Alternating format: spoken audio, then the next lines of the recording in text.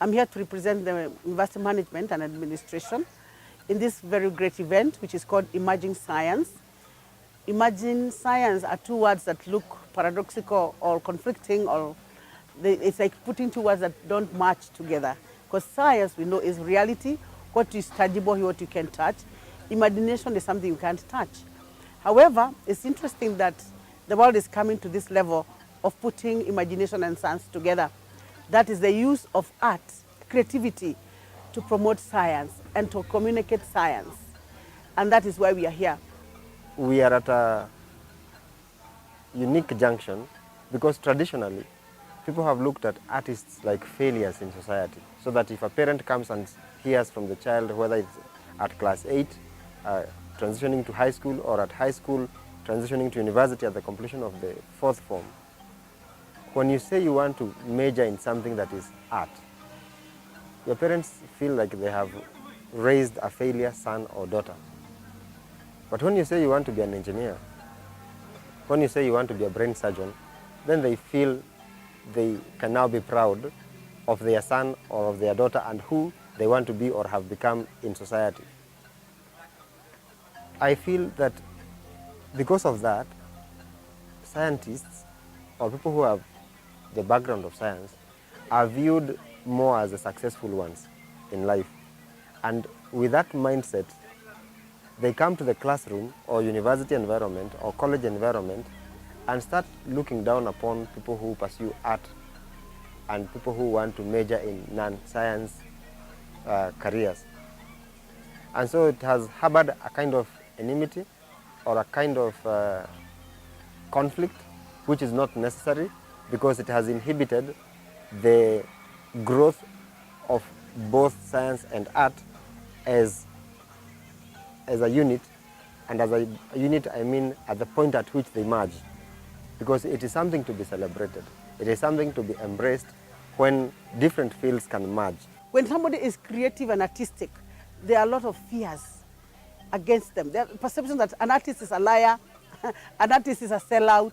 So we need to clean the mindsets of our leaders and especially our lawmakers to know that if art can be a tool that can be used to communicate, as we said, to communicate who we are and who we can be and who we were, can tell our history, can tell our present, can tell our future, can predict our future. Art is also therapeutic. It can heal most of the things that we have.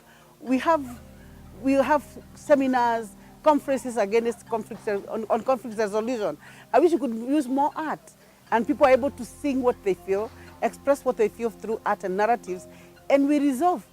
You cannot accomplish the things that can be so good if you don't bring in the mindset of an artist, or an artist does not bring in the mind of a scientist. And therefore, today I think there is that reflection. You remember the small pendulum that I showed, that you can imagine that in a baby class, let's say standard 3. They're being shown about how the pendulum and gravity interact, and the same pendulum can do wonderful patterns. And now the kids are saying, aha, I thought we can only draw with a piece of pencil. And all those are integrations that now start growing up in the mind. Now, we as curriculum developers, we as educators, need to start now seeing that we cannot now be graduating from whatever level. Because like the pendulum case is not for a university. We learn gravity when we are in primary. And we learn the laws of gravity when we are still young. And drawing, we started drawing when we are in nursery school. So you can see, by the time we come to the university, we should appreciate that even if we are in certain disciplines, let's say technology, IT, film, and so on, there are things we cannot accomplish if we don't bring in capabilities and a mindset from the other field, like the artist if we are in science, or if we are in art, we must bring the mindset of the science. I think it's another way to encourage filmmakers, pass on information in a different way. It's another form of teaching people of things probably they already know, but they don't know that it can be done differently or made available through film. So I think it's a cool idea merging film together with science to pass on solutions to society, just like we have social economical problems today. We can use film to solve that. All right, it was a really great experience. I liked it, and it's always great being in an environment like that, like-minded people, because you always learn. You may share the same thoughts and experiences in one sector, but you realize that people may have different experiences. At some point, things branch off, but you learn something from that, so that's really cool. The two worlds can meet, and especially moving from STEM to STEAM, where now the A has been added into it. It's amazing. Now it opens a world of possibilities of creatives and scientists working together. You're a mathematician, you're a linguist, and all. You can be able to collaborate and bring in something great. And even the films that we got to see were an amalgamation of all this, and it showed what synergy can be able to do. Look at the story about mental health. It is a story that in the traditional African society was told, and people are able to be healed ritualistically. I remember when I was doing my undergraduate degree, we went to Mombasa, and we were observing exorcism in the traditional way, and I saw it work. The exorcist was able to listen to the story of the person, and that is something we have all lacked, listening skills. By the time somebody is mentioning their name, you're already talking. You're already imagining we understand the problem. But traditionally, people are able to listen to you on the problem and also guide you on how to solve it. I saw these people speaking. As students, we were trying to see how music and art can help heal mental health. So these people would be possessed, in quotes. And the person, the ritual person, would listen to them and get the story and start singing and dancing towards that problem. And even us as students were forced to learn the songs, dance with them, and whichever direction they ran to, we ran with them. Some would go to the ocean, clean themselves with water, and they'll feel healed. Some of them will be very dramatic. They would even go hold a goat and just bite it very hard, and they'll be healed. So what I'm saying is that there are those things that are in Africa that worked before. If the conservative modern medicine is not working, why can't we try and look for some of these things? And like in Kenya, we have a problem because that is what some Christian churches are trying to do.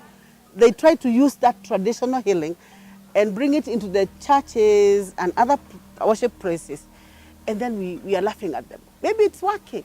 And if the modern medicine is not working, why can't you borrow from some of the traditional ways, bring them to the fore, and let people understand them and know them? Or you can look at science as observation of natural and physical phenomena.